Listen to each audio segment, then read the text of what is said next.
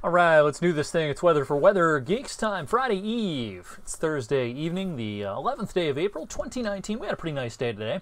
As expected, it was a little warmer this afternoon, despite the layer of high clouds that indeed made for a milky sky. I kind of explained what I mean when I say a milky sky on last evening's video. And we have a deck of really high cirrus clouds. Not quite enough to make it just a gray overcast day, but of course it's not bright and sunny. The sky just kind of looks diffuse and kind of milky on days like today.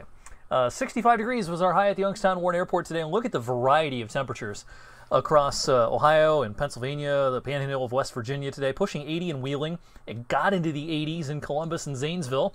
In the meantime, the wind off the lake meant temperatures in the 40s in Toledo. Erie was hard-pressed to get out of the 40s today. So, you know, this is a pretty classic early spring map for our region. Lake Erie still is big-time trouble if you are downwind of it at this time of the year. All right, got the isobars plotted up on the weather map this evening. Lots of isobars on the map thanks to this strong storm out across the Midwest. It's been a very snowy day as expected.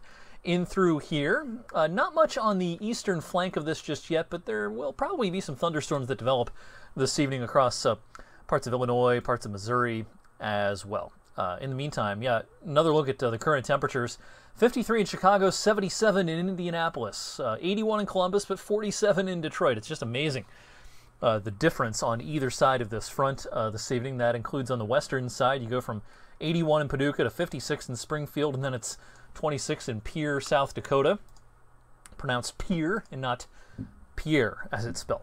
All right, as we go into Friday, let's talk about our rain risks and our severe weather risk.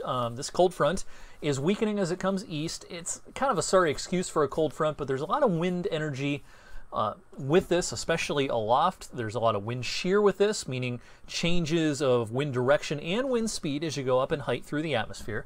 And so as this comes into our region tomorrow afternoon, there will be a broken line of showers and probably even a few random claps of thunder as well. And this will probably get out of our hair from west to east late in the afternoon, leading to a partly cloudy night tomorrow night. So the hourly rain chances look like this. They kind of peak early in the afternoon between, say, 2 and 3 or 4, and then quickly decrease as we go into the evening. So good chance that your backyard sees some measurable rain on Friday, even though in most spots it's certainly not a washout. It's not going to last all day. This is what the Storm Prediction Center has as far as the severe weather risk during the day on Friday. In the green, the darker green, this is where we have a low-end risk of severe weather, meaning that anything that happens would be pretty isolated, limited in coverage and intensity, and I think that'll be the case on Friday. I want to talk about a few of the aspects here. None of our severe weather parameters over here on the right go much more than just the very low category here. That includes the possibility of supercells. That's a low risk. The tornado risk is not 0, but it's certainly down in the single digits. The hail risk, yeah, there could be a few hail pellets here and there if storms try to get high enough in the sky.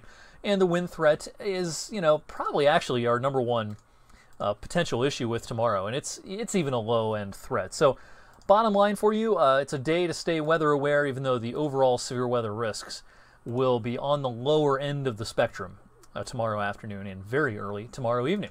All right, we'll squeeze in a nice day on Saturday with a mix of sun and clouds. Saturday could kind of look like today, actually, with a veil of high cirrus clouds making for a milky sky, but otherwise a nice day with highs in the 60s. So, in fact, Saturday will be a lot like today. Unfortunately, Sunday still looks pretty lousy. Rain's going to push in the morning and plan on a soaker for the morning and midday hours. We might get into more of a showery regime as we get into the afternoon, but plan on, you know, just spending the day inside watching the Masters or doing anything else indoors. It's not going to be a very nice day. And pretty healthy amount of rain coming our way. Here's a look at the model spread for Sunday into Monday. There'll be some additional showers on Monday. Right now, some pretty good model agreement here. Somewhere between 3/4 of an inch and an inch worth of rain coming our way for Sunday and into Monday. So if it's time to do the first mow of the year, some of you have been out there already. Some of you maybe haven't mowed yet, whether it be mowing or doing anything else outdoors.